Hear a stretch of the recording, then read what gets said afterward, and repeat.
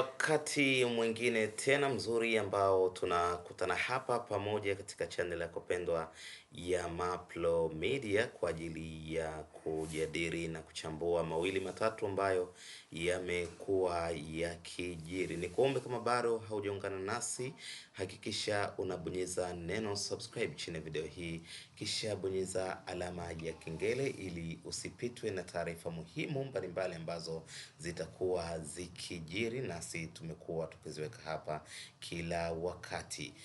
Yes, hapa kwa sasa tunaangazia kuhusiana na taarifa mbalimbali za ujenzi wa uwanja wa Yanga, ambapo siku 4 zilizopita tulishuhudia Young Africans wakionyesha ile video ya AI ama tuseme soft copy video ambayo inaonesha muonekano wa uwanja wa Yanga endapo utakuwa umekamilika. Sasa ahadi iliyotoka ilikuwa ni baada ya siku moja ujenzi huo uanze, lakini hadi hivi tunavyozungumza hakuna chochote ambacho kimeanza. Sasa maneno yalikuwa ni mengi sana, wengi wakisema kwamba ile ni geresha tu kwa ajili ya kuwatoa Yanga mchezoni, na wengine wakifika mbali zaidi wakisema kwamba pengine ilikuwa ni kwa ajili ya zuga ya matokeo mabaya walioyapata dhidi ya Dodoma Jiji katika mchezo wa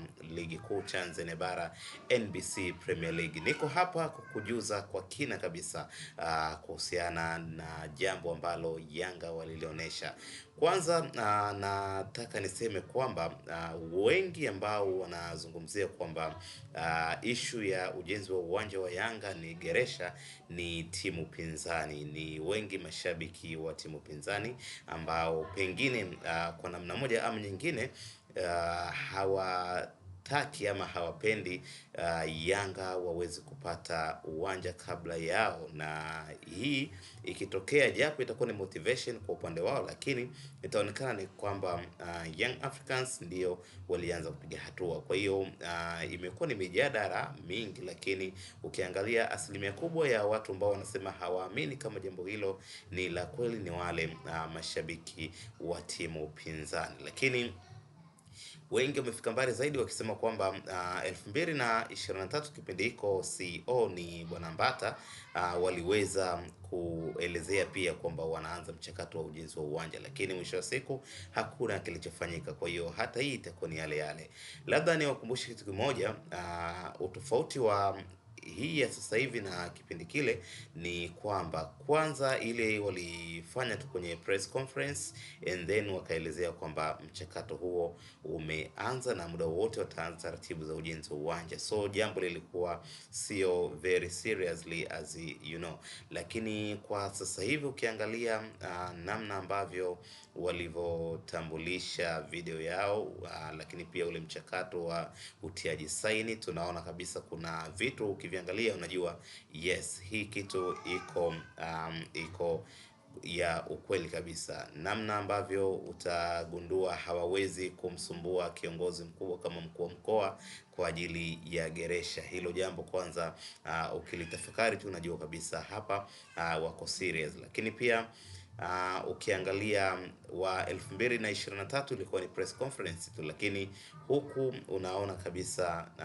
michakato mbalimbali, mchakato wa kutafuta mdhabuni kwa mara ya kwanza ukafanyika, umeisha, ukaja mchakato wa utiaji wa saini kwa ajili ya kuanza process hiyo ya ujenzi, lakini hivi sasa tunaona kwamba mambo yanakwenda sawia. So nataka niseme kwamba binafsi siamini kwa wale wanaosema pengine hii ni geresha tu. Naamini kwamba mchakato huu ni wa kweli, ujenzi wa uwanja wa Yanga utakwenda kukamilika ndani ya kipindi ambacho wamekieleza, si zaidi ya miaka miwili tutaona. Lakini pia kwa wale ambao hawaamini, nafikiri baada ya muda watarudi na kuipongeza Yanga kwa namna ambavyo wameweza kufikia angalau njia ya mafanikio kuhusiana na masuala mazima ya ujenzi wa miundombinu, hususan kwa ujenzi wa uwanja huu wa mpira ambao